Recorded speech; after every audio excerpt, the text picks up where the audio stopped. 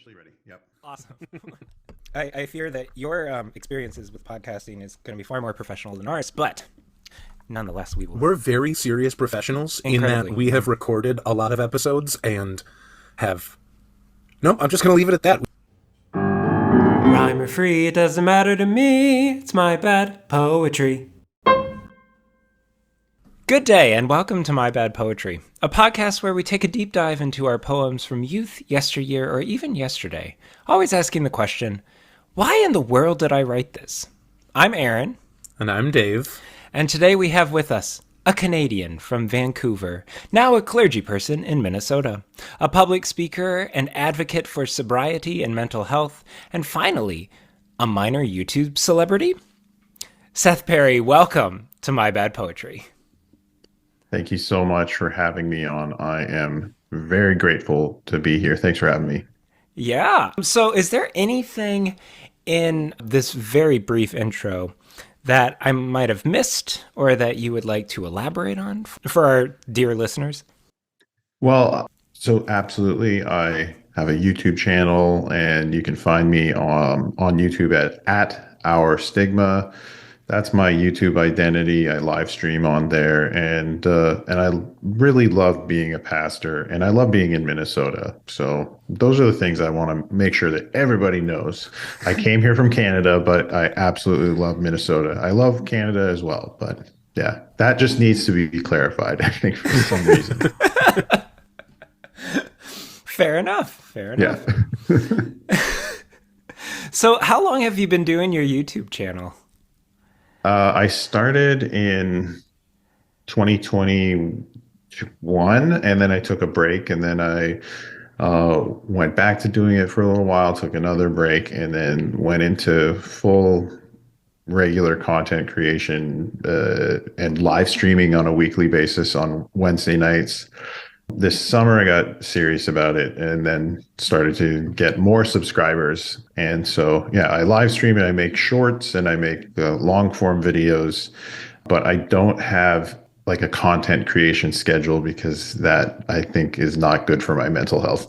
Sure. Really. Fair enough. Fair enough. And here I am talking to guys who have like a weekly podcast, right? This is my escape. This is my Okay, mental yeah, health. that's Yes. Yeah. What would you say the main content is for your live streams and stuff? So on my live streams, I always have someone who has a mental health diagnosis or maybe a related professional, and I talk to them about their life and their journey, and then suddenly a bunch of people enter the chat and then they start asking questions. So I have a Discord server of other people who are just viewers, and they also have mental health conditions. So then those questions start coming in the next, like the first 10 minutes, and then the moderators that are on there start kind of curating the questions, and then we just start answering people's questions from lived experience of mental health. So it's fun, and you never know what will happen on a Wednesday night. Like the Wednesday night after election, there were suddenly a bunch of guys who had opinions about one candidate, and a lot of comments were deleted, but it was still a lot of fun. So that's what you can expect. You can expect the unexpected on Wednesday night. Yeah. That's amazing. Yeah. That does sound like a really good way to have conversations and talk about health. And yeah, I mean, you're talking to two dudes with generalized anxiety disorders and depression. So whoop, whoop. Whoop, whoop. Whoop, whoop. Exactly. Yeah. Wow. That's incredible. And I have some insider knowledge. Is this kind of the material that you're going to bring into your new show you're working on? Yeah, sure. Okay. Yeah. My podcast that comes out in May is only 6 episodes, and it's a docu podcast. And the focus of that is I've started to create relationships with people that are outside of my faith and culture. So people from, immigrant populations in Minnesota that are working to advocate for good mental health and addiction practices. And so I've made some friends, and we're going to be sharing their stories and comparing what we have in common. And so I start production on that on Sunday is the first time I start recording for that, and I'll be working on that until the end of March, and then it'll be produced and platformed the first week of May. So the live stream will be a continued place where we talk about the project as I continue to work on it. And during the 5 weeks that the 6 episodes are platformed, because episode 1 and 2 drop on the first day, then I'll always be saying, if you want to be in contact with me and have questions about the program, that's the place to do it. Yeah. Hmm. Very cool. Yeah. Yeah, that's very cool. I'm excited. It'll be fun. Yeah, I'm excited to hear it. Actually, yeah. Well, we should get into the realm of bad poetry. So, Dave, how about you bring us there with whatever you've hastily written for this week? Okay. This is partially found poetry. It's called Deep Thoughts. If Americans always smile, do Europeans always scalometer? If a one teeth is a tooth, is one sheep a shoop? If two vegans are fighting, is it still called beef? If I stole all of these from TikTok and it doesn't rhyme, is it still a poem?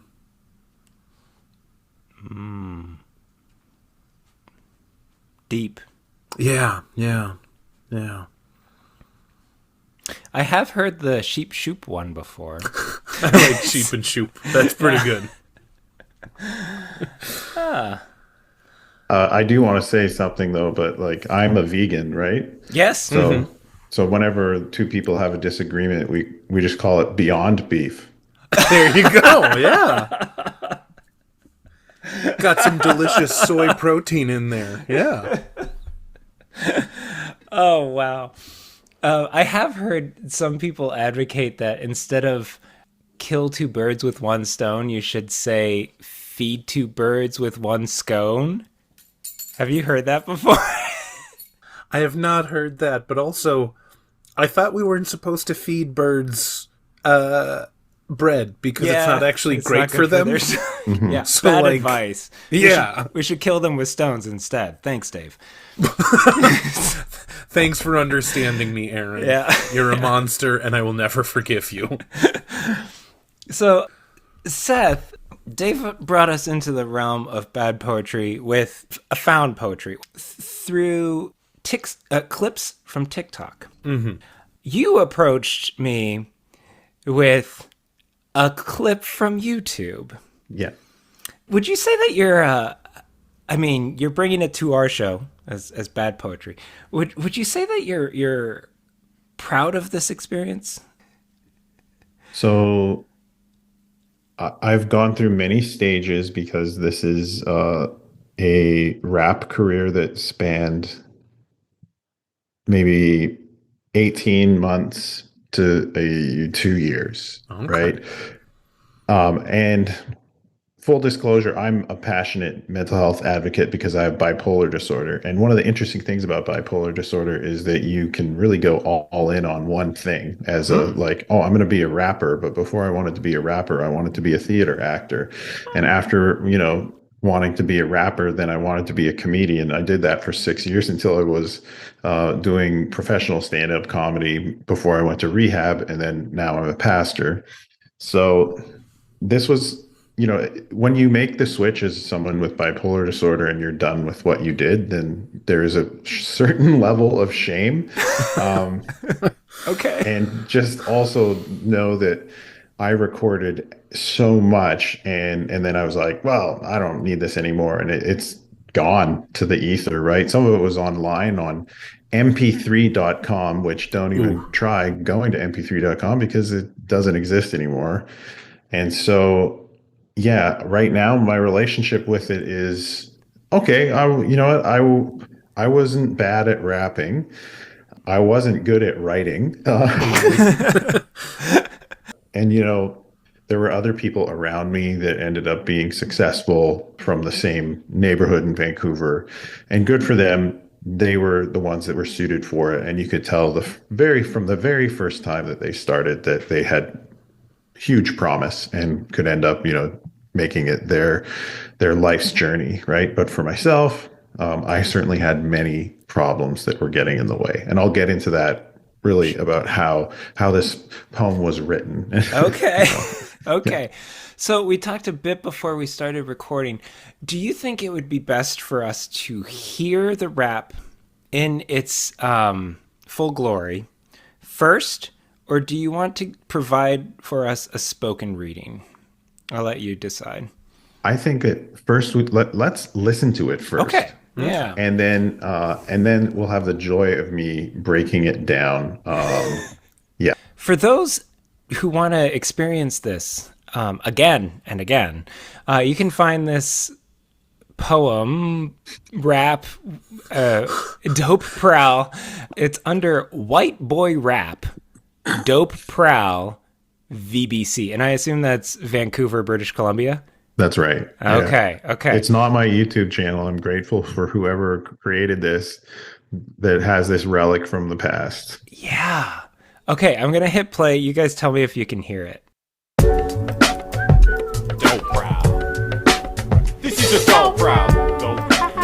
Dope Prowl. This is a Dope Prowl. Dope Prowl. This is a Dope Prowl. Dope Prowl. This is a Dope Prowl. Dope Prowl. Dope Prowl. This is the Dope Prowl. Hey, is this the Dope Prowl? Am I in the right place? Hey, am I here? Dope Prowl. Form. This is the form. Form of phonetics forged as it was spoke. Stormed by the credits, worn roundy neck choke. Ears adorned repetitive, torn, sick and broke. Ass normal syntax, dawn morning hit, woke pow. Roar, cause I let it gorge, pacifist locale. Boring, pathetic, ordinary, classic locals. More need of medics, this soreness has evoked foul. Hoary details headed west for the smoke, wow. Pouring portrayals instead of confessions of the folk pow. Mourn wear a veil, I sped maliciously, you croak now. Warm tongue prosthetics and imported under hazardous cloak drown. Born semiotic set forth as I tote ground. Fortified verbs evident, I'm your bloke how. Mortified irreverent, stung by poison oak. Allowed to force a new vibe, benevolent and unprovoked. Sour taste in your mouth, cause I chase you all out. For what I'm all about is shouting loud doubts. Make all y'all amount to a joke pal. What a hoax, so white hoax. Lyrics soak, I'm coming caffeinated like classical coke. Vow that you'll be humming fascinated when lungs is on the dope prowl. This is the dope prowl. Dope prowl. This is the dope prowl. Okay, so that's your first half. Yeah, that was my verse, absolutely. And it did do very well on mp3.com for what it's worth. It's a bop. Mm-hmm. Did you have anything to do with the kind of orchestration? So my collaborator, the guy who did the second verse on that, his name was High Five, and I do not know his real name. I just know him by his rapper name. Okay. And we hung out a lot. We'll get into that a little bit later, but he had all the gear at his house, and really that's all he had at his house. He didn't have like much of a bed or like a couch or living room. He just spent all of his money on an M box and a computer and something to burn CDs, and we'd hand them out at the shows that we'd rap at.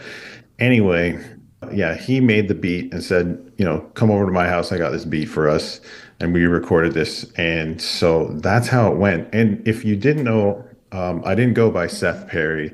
I went by my rap name, which was Professor Lungs.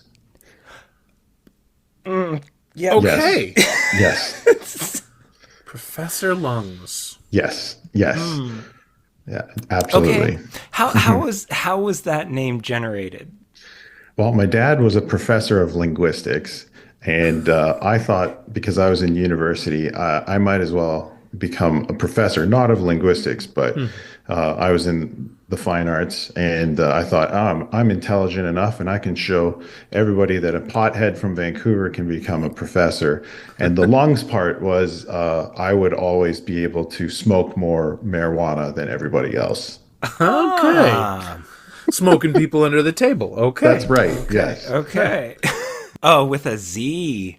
With a Z. With a lungs. Z. Sorry, lungs with a Z. Yes. Oh, That's even better. So I am a nobody from small town Ohio. Can you define for me what a dope prowl is? Yeah, absolutely. Okay. Been waiting to tell you all day. Oh yeah. So basically, in East Vancouver, British Columbia, we would meet at a coffee shop, and it was called Café du Soleil. That's where all of the rappers would hang out and have coffee in the morning. But at the same time, we would all be looking to pick up whatever various drugs that we were looking for. And I mean, we would be up early. Like this would be very early, like 8:30 in the morning is early for a bunch of potheads in Vancouver. Right. Okay. And the dope prowl was up and down this street of Commercial Drive in Vancouver, which is kind of where all the hippies are from. We would hit up all of the spots where you could maybe pick up a bag, and then the interesting thing is there was a vape bar on Commercial Drive, and there were two other coffee shops in downtown Vancouver on Hastings Street, and they all allowed you to smoke marijuana inside. And this is, again, this is the beginning of the millennium before it was legal in Canada. But Vancouver very much had this identity as Vansterdam. That was what we used to call it. If you didn't know. So we'd go on the dope prowl and we would look to pick up, but sometimes we would spend like from 8:30 until like the afternoon until we finally woke up a drug dealer and did that. So that was and meanwhile I may or may not have been skipping classes at university. So Right. yeah. Wow. Yeah. Professor skipping classes. Exactly. Okay. Dave, first impressions of the rap. I saw you bopping along. I did like the beat. As little as I know about poetry, I know surprisingly less about rap. So that's impressive. Yeah. It was a rap. Were there artists out there that you were aspiring towards or Oh, mimicking? yeah, absolutely. So the Bay Area underground hip hop scene was absolutely the inspiration for my sound. There was a group called Jurassic 5 that was very popular at the time. There was a group called Latyrix, and also popular, and Del the Funky Homo Sapien and his project Deltron 3030. Those are all of the era, and they are kind of absurdist, clean.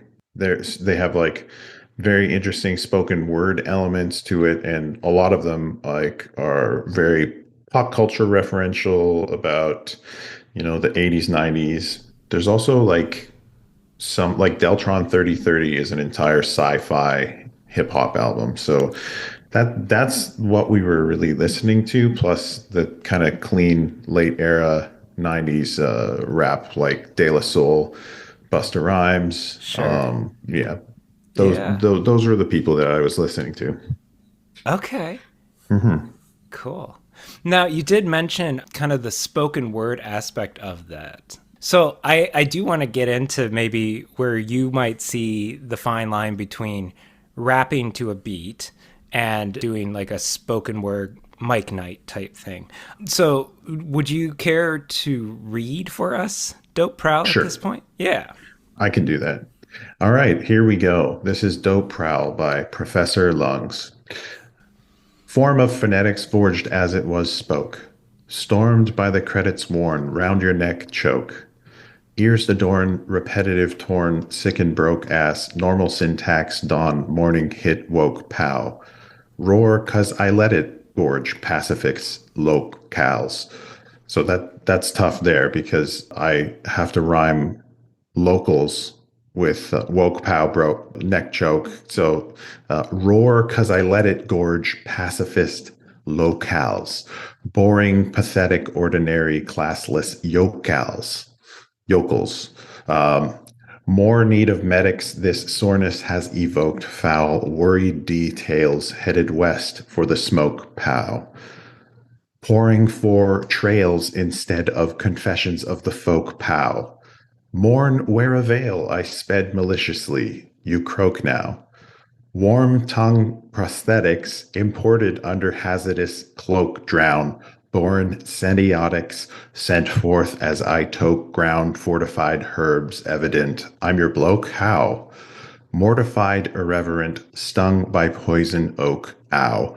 Allowed to force the new vibe, benevolent and unprovoked, sour taste in your mouth, because I chased you all out. For what I'm all about is shouting loud doubts, make all y'all amount to a joke, pow. What a hoax. So I coax, lyrics soak, I'm caffeinated like classical Coke. Vow that you'll be fascinated when lungs is on the dope prowl. Oh, wow. Okay. Mm-hmm. You do shout out your name. I do. Yeah. When lungs is on the dope prowl. Okay. Let's just say there's a lot of problems in there. There's a lot. I'll take any questions at this time, absolutely, because there's some incoherence. Mm-hmm. Mm-hmm. As your students, we must ask. So, normal syntax is mentioned here, and yet I can't parse a single thought. No. No. So, I'm wondering, first, maybe second and third, what inspired this? Was this off the cuff, or had you written this down and then rapped it? Yeah, so the process is first you meet at Cafe du Soleil, and then you meet your dope dealer, Right? And then I went to High Five's studio, and it was just me and him. And so High Five was a high school dropout that delivered produce at night. So during the day he was free, and so we would get high and we'd have our notebooks, and this I wrote maybe, I don't know, in 15 minutes.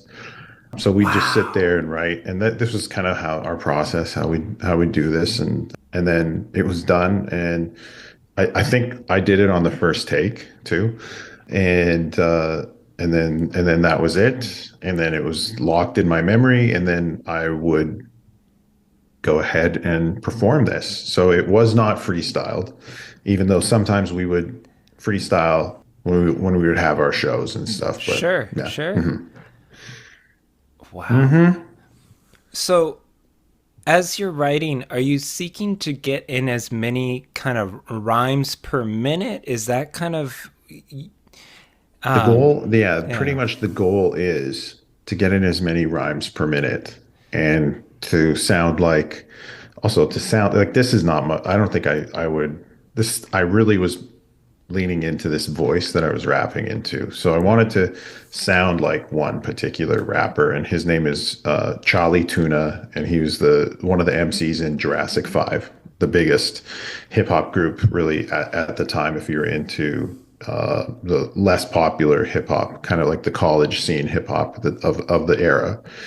And so I was like, that guy's voice is awesome. I think I can pretty much mimic it and his style. And this is my attempt at mimicking a popular rapper's style. Yeah. That's got to be a weird balance to try and strike, of like finding your own voice and using your own voice, but also recognizing what you like and trying to emulate slash steal. Yeah. Mm-hmm. Totally. Absolutely.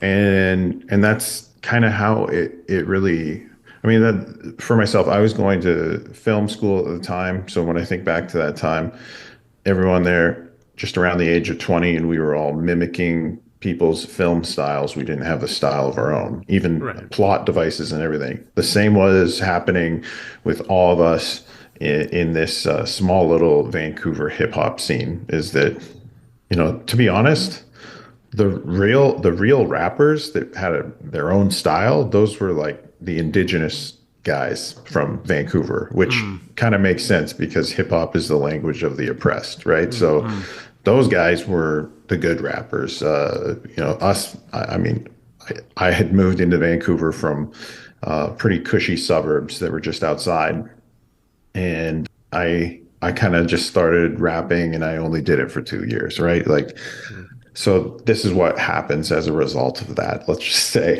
Sure. Okay, I have to ask. You have in here, and every time I've heard it, because I have listened to this a couple times, I hear the line is warm tongue prosthetics. Now, I am a Lord of the Rings fan, and I hear worm tongue. Ah, But this came before the movies, right? Or so this wasn't a deep like Lord of the Rings cut that you worked in here. wouldn't it be convenient if it was? Because then it would just mean that I didn't just make something up called tongue prosthetics Yeah. for warm. So I'm not really, yeah. Wish I could say that, or maybe I could retcon that, but I'm not even going to do that. But yeah, unfortunately, this is something that I really just made up.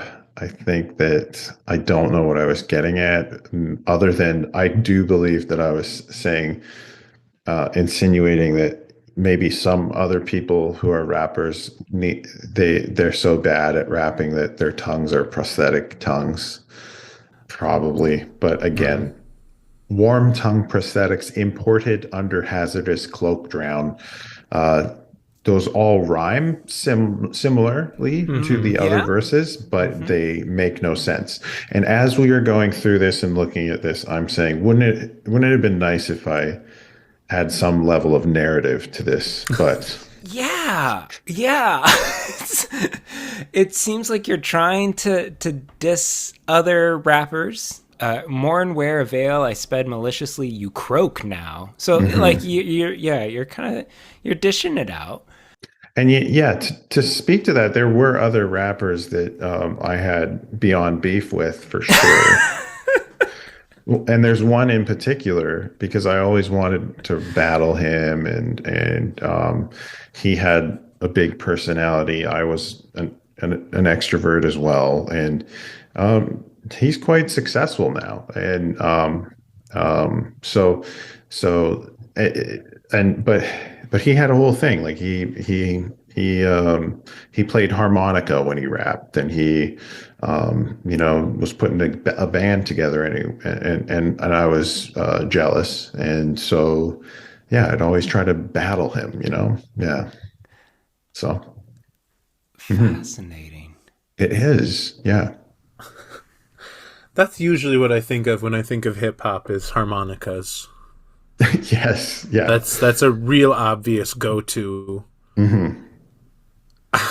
Yeah, it is. But that does just kind of show like I am not a creative person in that way, and someone who has talent and can do that can do well with it. There's a lot of flexibility with the hip hop style. Sure. And I think it's like what we've learned on this show is that poetry itself, I mean, it defies defining. There's always a different way of putting the words together and putting it to the page. And in the same way, hip hop, it's just poetry with a beat. Yeah, so here's a little bit of like how is poetry blended and how is spoken word blended with hip Yeah. hop. At the same time, there's a group called Anti-Pop Consortium, and they also were a huge influence on me. Now, they had a very wordy style, and they would throw out disses in their stuff that they put together. But there was some cohesion and narrative, and they were rapping about something. And again, I was aspiring to definitely be like them, but they put a lot of work in. And this shows that it's that 15 minutes and 2 joints later, this is what happens, right? So yeah. In the moment, it might sound amazing, Hmm. but sober up and Comes back unprovoked sour. Yeah. oh, Yes.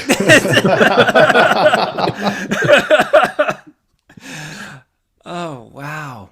I do like how you've given us the text in poetic form. I mean, it's stanza. There's you've given us line breaks, Yeah. kind of with your rhythms and beats. It looks pretty on the page. I'll say that. Hmm. I'll say a few things here too that may need a little bit of, clarification.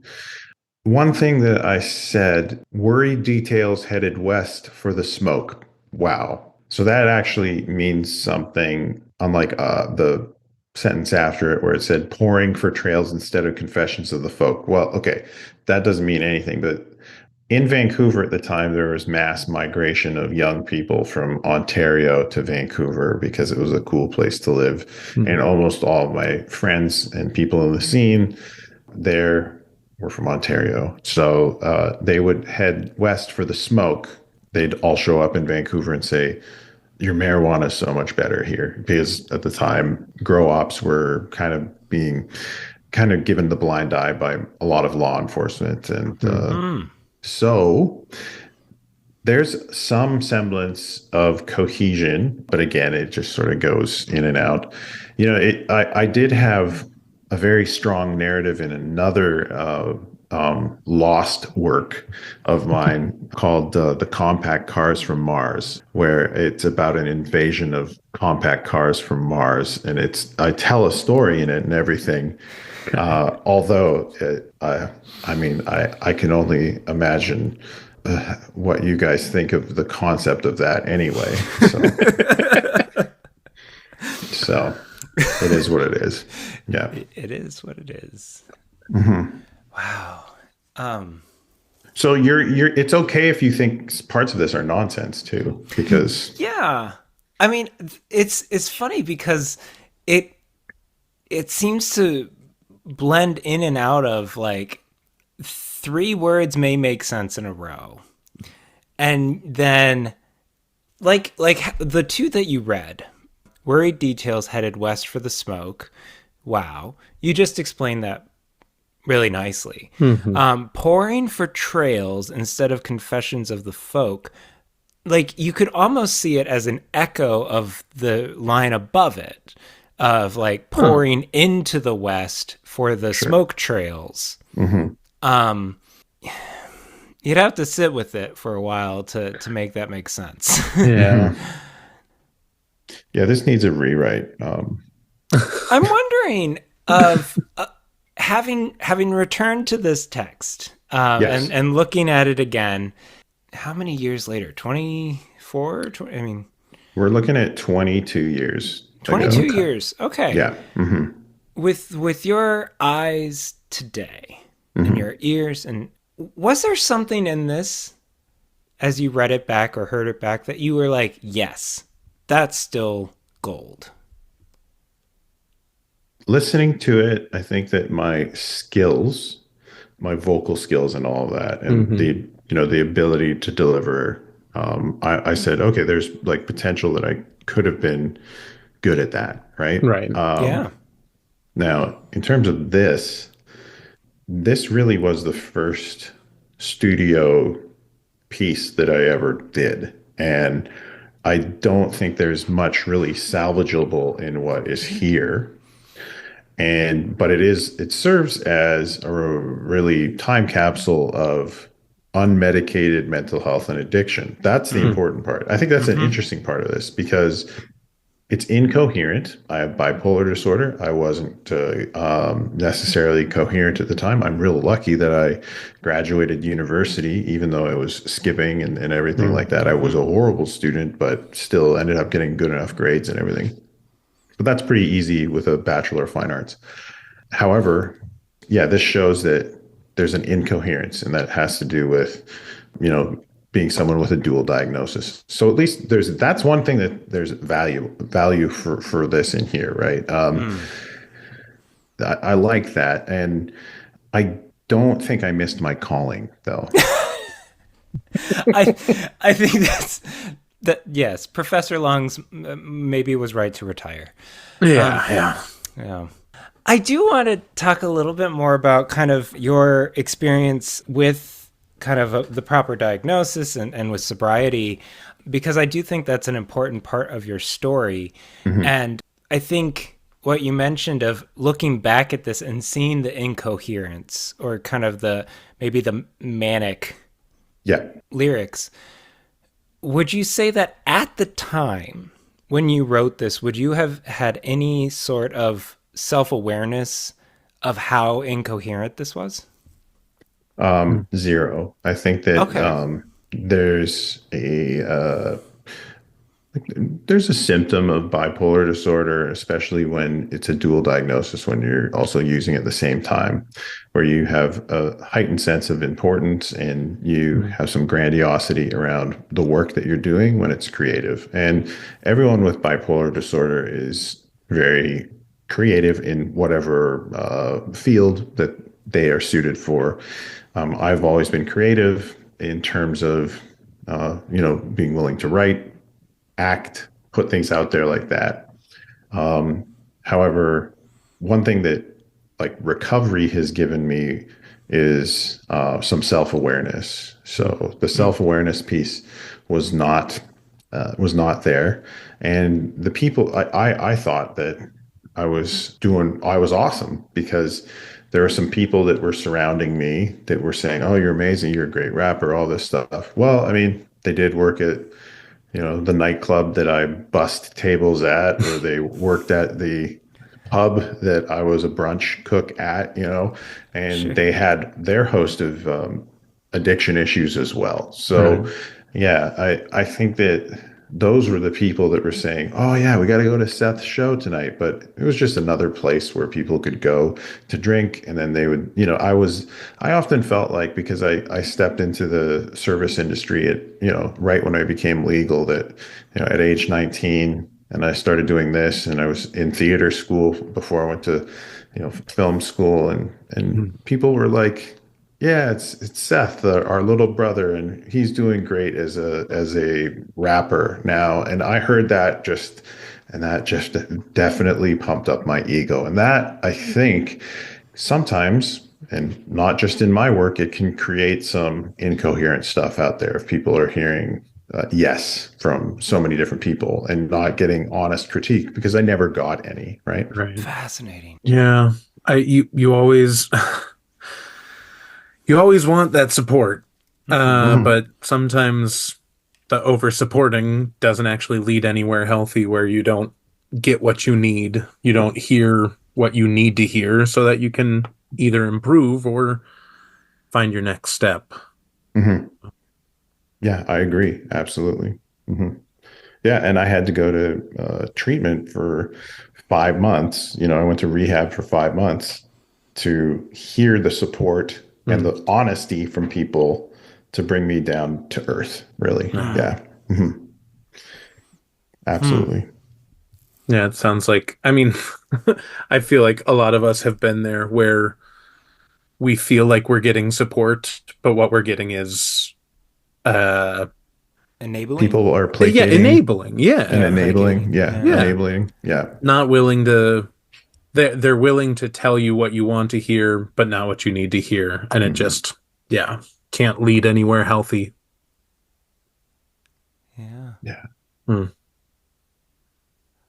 Wow. Amazing. Well, Seth, I am so glad that you were able and willing to come on this show Yeah, me too. and share this time capsule No. of your life. Hmm. It it is kind of a fascinating artifact, and I'm glad it wasn't entirely eradicated. That's an important thing to say is that doesn't matter how good it is. At least there's this piece of that, of my past, right? Yeah. Like I still have um, my senior film project from that I made 4 years after this, right?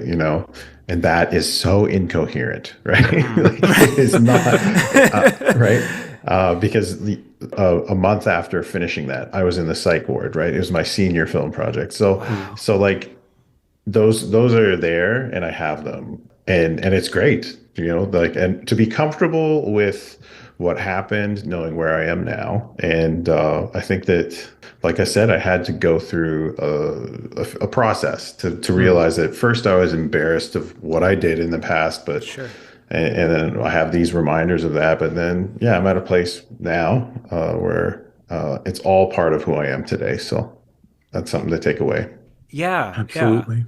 I love that. I think hopefully folks who have been guests on this show and who have listened realize that when we look back at these embarrassing or sometimes problematic things of our past, it's not again placating or enabling those same things today. Mhm. It's naming them, acknowledging them, seeing what worked, what didn't, and just kind of recognizing that part of ourselves. Yeah. Well, anything else you want to kind of plug or talk about with Dope Prowl or any Beyond Beefs you want to like name that you have this platform or I'll say this, first of all, the guy I had beef with, his name's C.R. Avery, and great Canadian poet and spoken word artist and musician. So there's no reason for me to have had beef with him. I never had a battle with him, and I'm glad I never did. But I always like to plug Canadian artists, and he's successful. He's written numerous chapbooks, and nice. so check him out.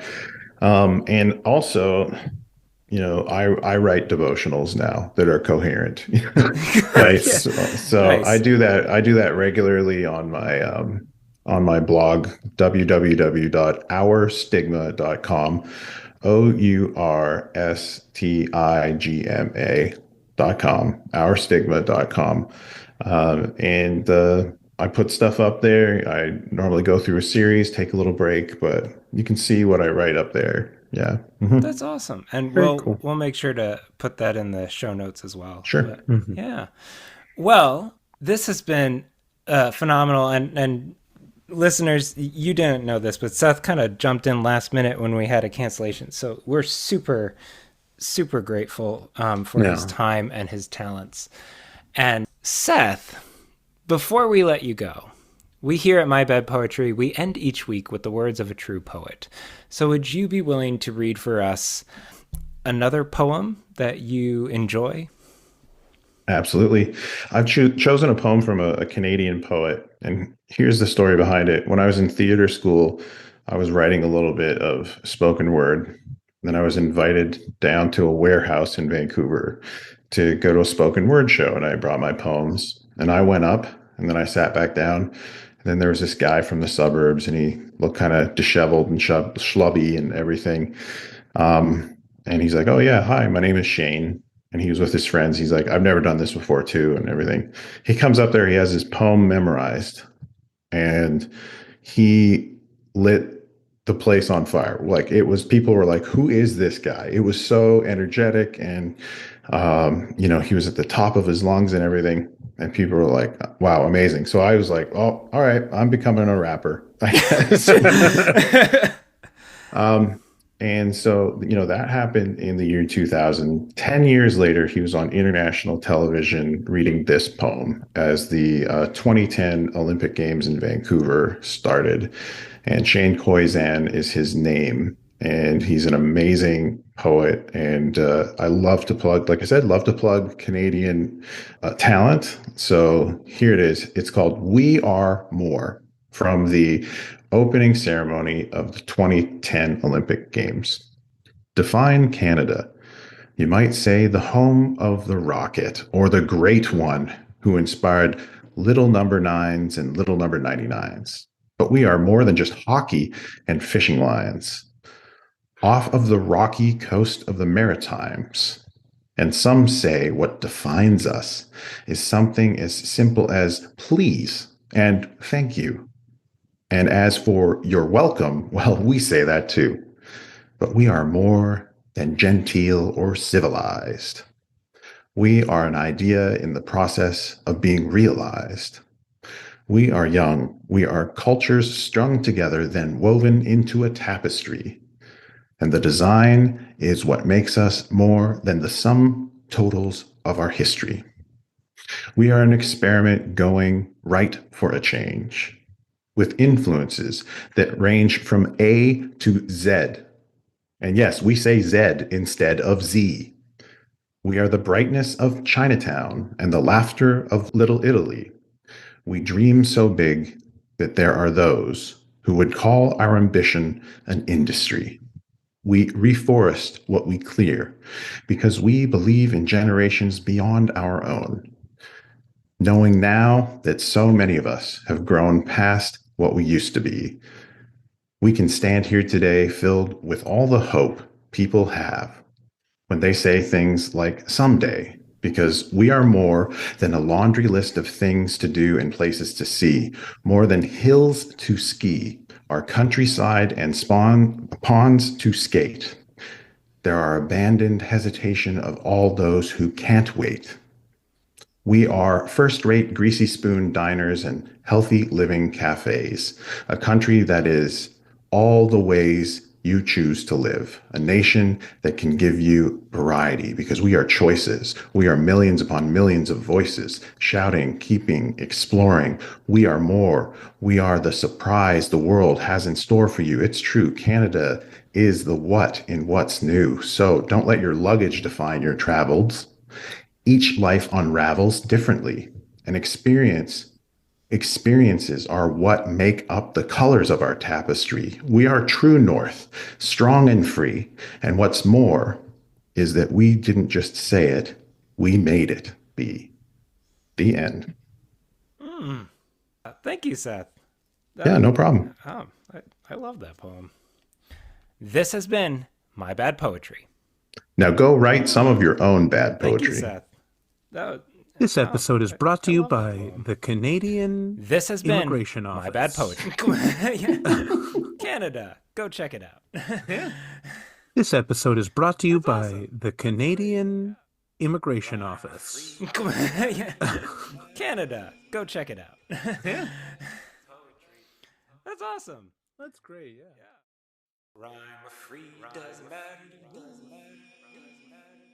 It's my bad.